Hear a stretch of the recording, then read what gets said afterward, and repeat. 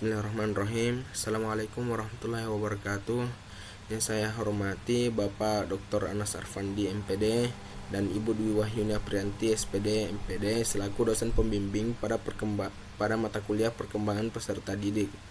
Yang saya banggakan teman-teman sekalian, puji syukur marilah kita panjatkan kepada Allah Subhanahu wa taala dan sholawat serta salam semoga tercurah kepada Nabiullah Muhammad SAW. Adapun topik yang kami akan paparkan pada kesempatan kali ini yaitu tema pertama mengenai teori dan hukum perkembangan. Tema kedua mengenai perkembangan kognitif dan psikomotor anak. Saya Muhammad Ridwan selaku moderator dan presentator pertama dan rekan saya Indra Jaya Kusuma selaku presentator kedua. Baik, langsung saja kita mulai pemaparan tema pertama.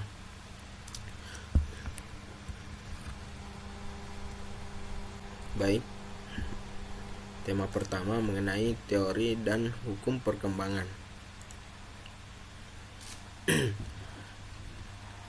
Teori adalah sistem pengertian atau konseptualisasi yang diorganisasikan secara logis dan diperoleh melalui jalan atau pendekatan yang sistematis.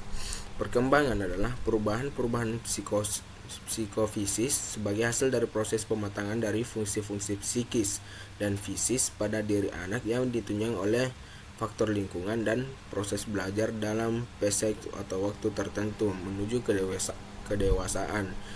Menurut Alex Sobur 2003 halaman 128. Prinsip-prinsip perkembangan. Perkembangan merupakan suatu proses yang tidak pernah berhenti, never ending process. Semua aspek perkembangan saling mempengaruhi setiap aspek perkembangan individu, baik fisik, emosi, intelijensi maupun sosial satu sama lainnya, saling mempengaruhi. Kemudian perkembangan itu mengikuti pola atau arah tertentu. Perkembangan terjadi secara teratur mengikuti pola atau arah tertentu.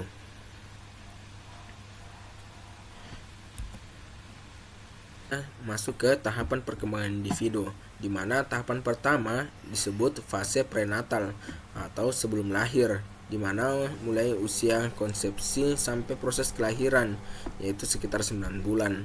Nah, masuk ke tahap kedua, infansi, yang disebut infansi atau orok, di mana usianya mulai lahir sampai usia 10 atau 14 hari. Nah, kemudian tahap ketiga disebut babyhood atau bayi, mulai dari 2 minggu sampai usia 2 tahun. Nah, tahap keempat disebut childhood atau kanak-kanak, di mana tahapan usianya itu mulai 2 tahun sampai masa remaja atau puber. Nah, tahapan kelima yaitu adolescence atau puberty, mulai usia 11 atau 13 tahun sampai usia 21 tahun. Nah, tahapan kelima ini terbagi menjadi 3. Yang pertama ada pre-adolescence yaitu pada umumnya wanita usia 11 sampai 13 tahun, sedangkan pria lebih lambat daripada itu. Nah, kemudian ada early adolescence yaitu pada usia 16 sampai 17 tahun. Kemudian ada late adolescence yaitu masa perkembangan yang terakhir sampai masa usia kuliah di perguruan tinggi.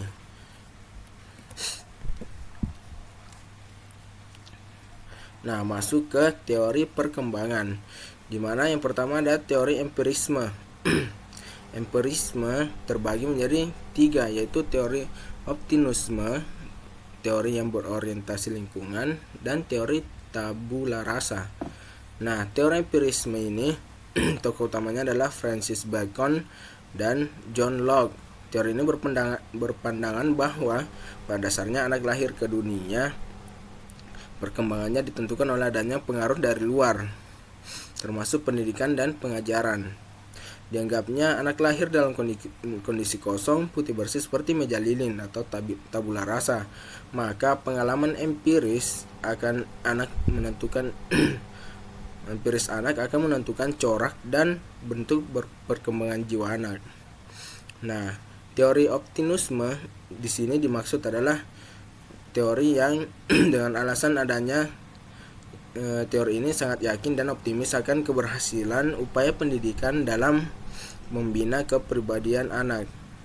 Kemudian ada teori yang berorientasi lingkungan, yaitu karena lingkungan lebih banyak menentukan terhadap cara perkembangan anak.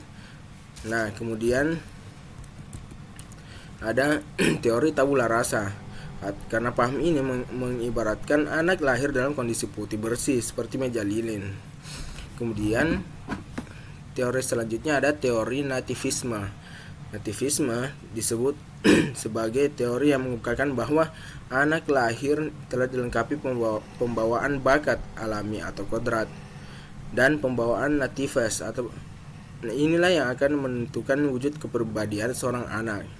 Nah, teori nativisme ini terbagi menjadi dua, yaitu teori pesimisme pedagogik pesimistis dan teori biologisme, di mana teori pesimisme pedagogik pesimistis disebut sebagai teori yang menolak atau pesimis terhadap pengaruh luar atau pengaruh dari luar lingkungan.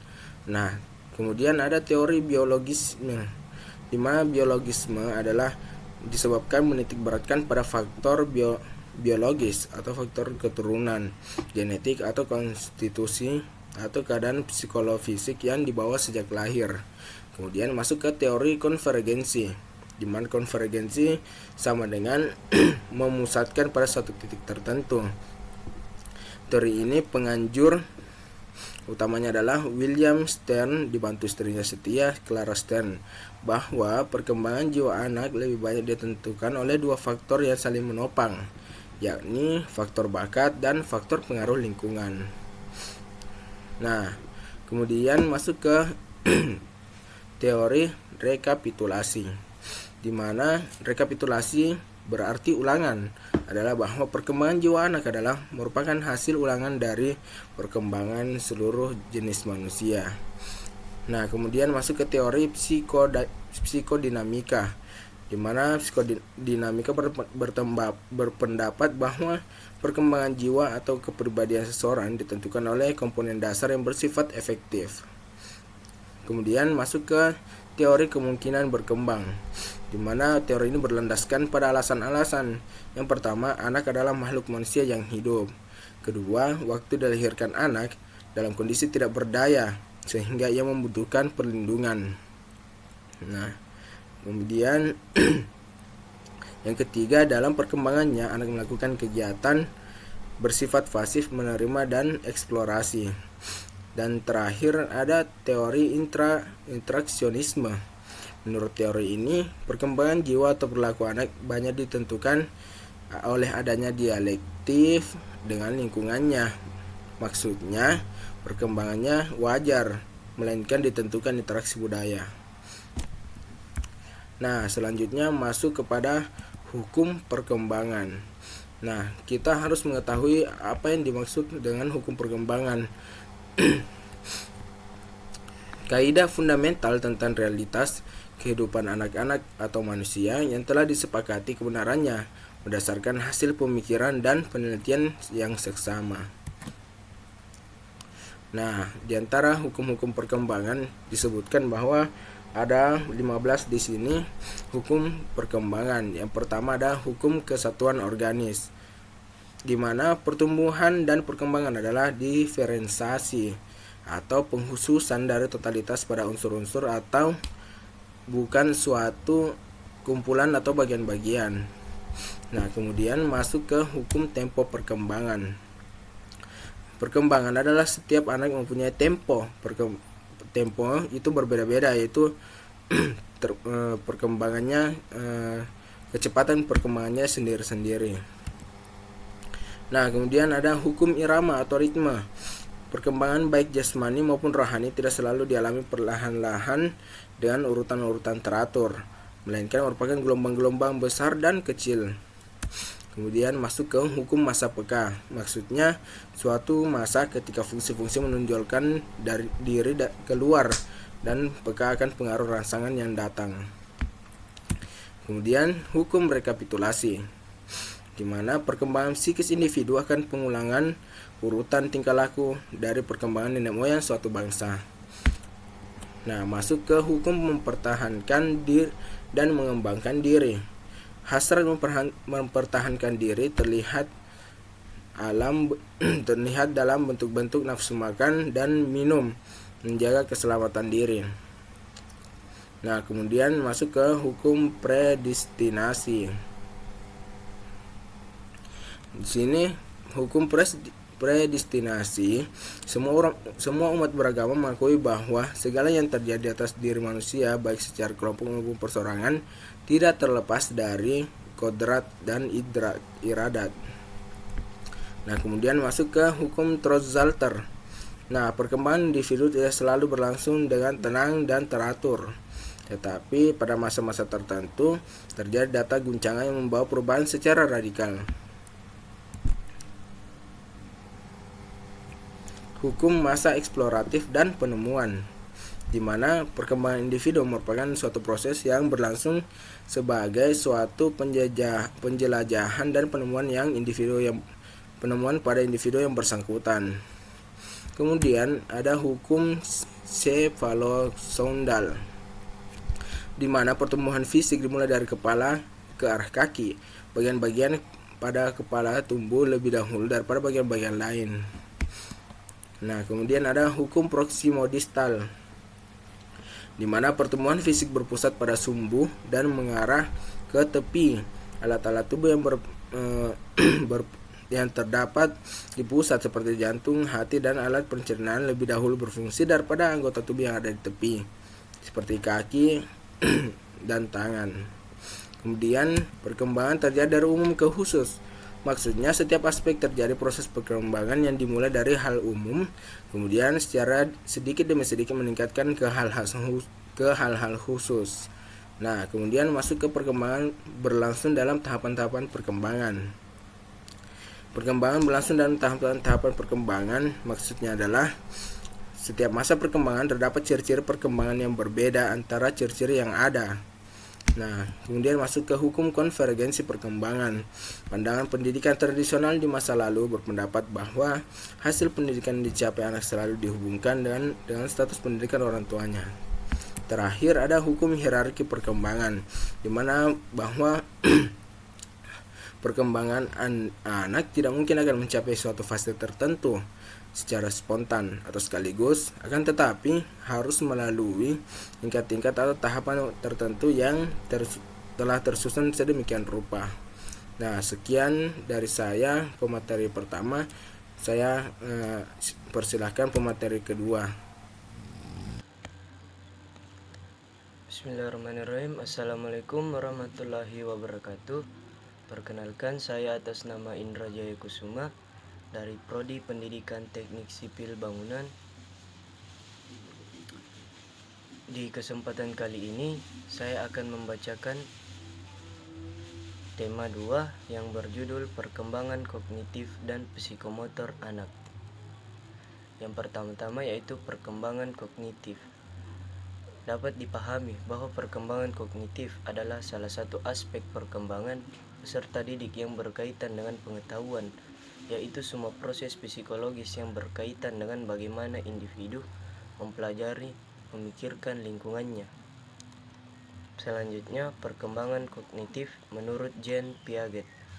Teori perkembangan kognitif menurut Piaget, perkembangan kognitif seorang anak terjadi secara bertahap. Selanjutnya, proses perkembangan kognitif. Dalam pembahasan proses perkembangan kognitif, ada dua alternatif proses perkembangan kognitif, yaitu pada teori dan tahap perkembangan yang dikemukakan oleh Piaget dan proses perkembangan kognitif oleh para pakar psikologi pemrosesan informasi. Selanjutnya, proses perkembangan kognitif.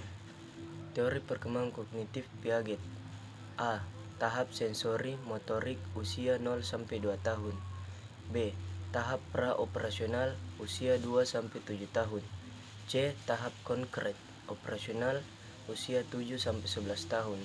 D. Tahap operasional formal usia 11 tahun sampai dewasa.